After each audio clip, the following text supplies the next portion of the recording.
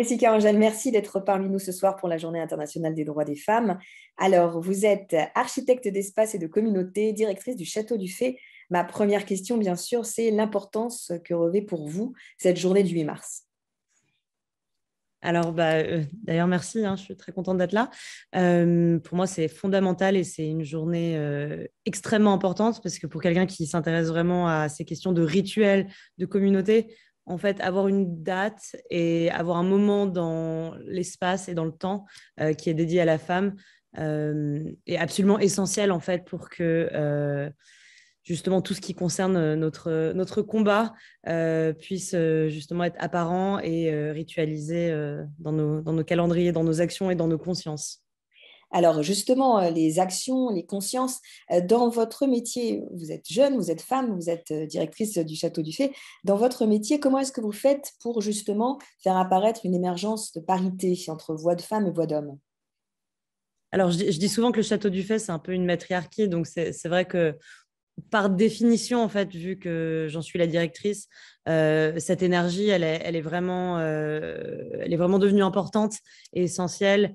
Et je pense qu'elle est très présente. En fait, c'est aussi un écosystème, donc il y a plusieurs projets.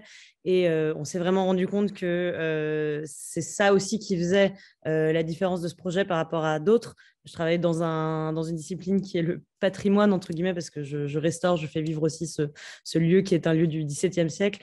Et donc, j'ai aussi envie de parler de matrimoine parce que c'est aussi une manière de déconstruire justement ces lieux et leur relation au patriarcat.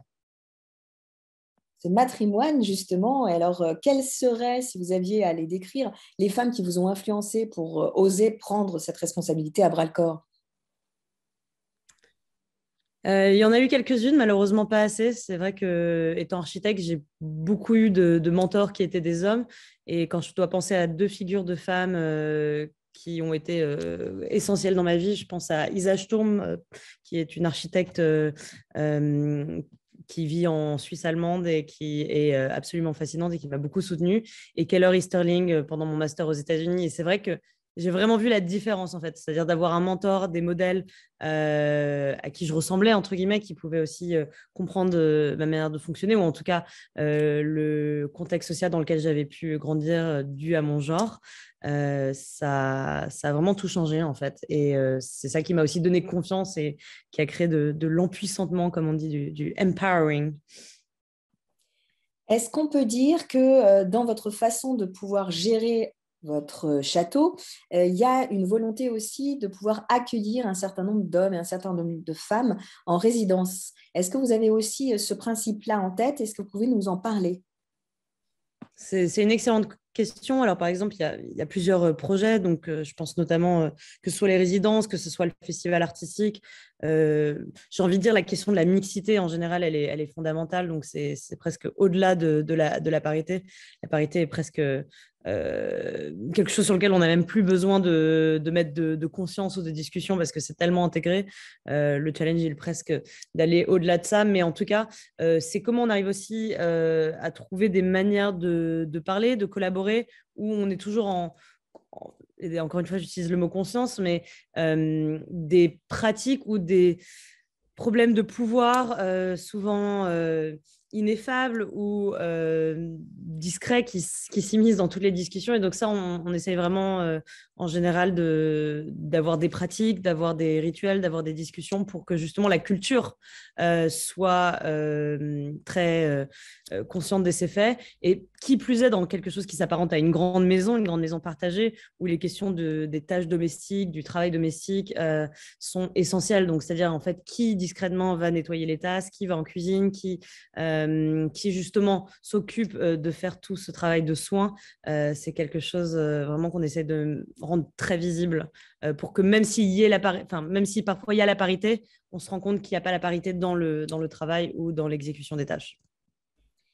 Une dernière question, ce serait beaucoup plus sur une idée des générations à venir. Qu'est-ce que vous pensez que devraient faire ces générations à venir pour permettre à des voix des femmes de pouvoir plus émerger? Est-ce que vous-même, lorsque vous dites que vous repensez un peu la gouvernance, le vivre ensemble, est-ce que vous-même, vous avez des idées que vous essayez d'implémenter?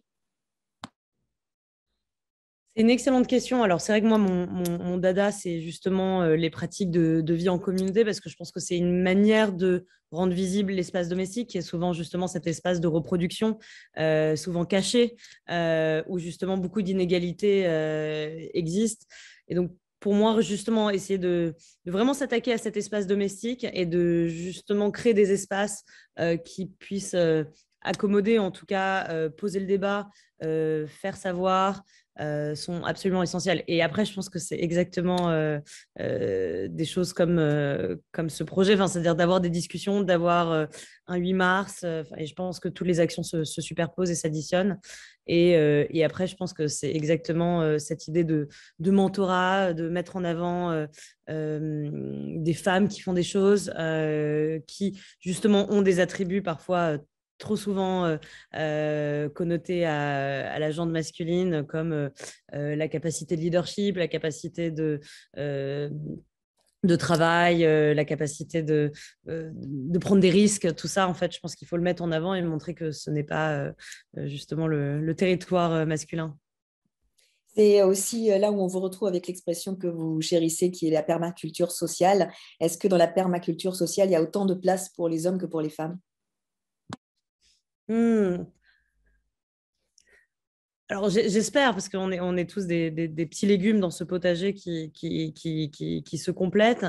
Mais je pense qu'on a vraiment une carte à jouer, en tout cas dans cette sensibilité, en tout cas dans la création d'environnements qui favorisent cette permaculture sociale où justement il y a de la collaboration avec des hommes et des femmes, bien évidemment.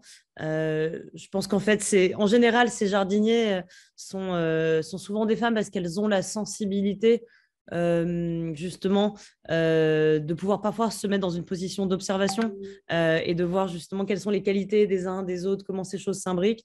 Et je pense qu'on a vraiment besoin au maximum d'utiliser ces talents pour le monde de demain. Merci, merci beaucoup Jessica Angel d'avoir été parmi nous ce soir. Merci beaucoup.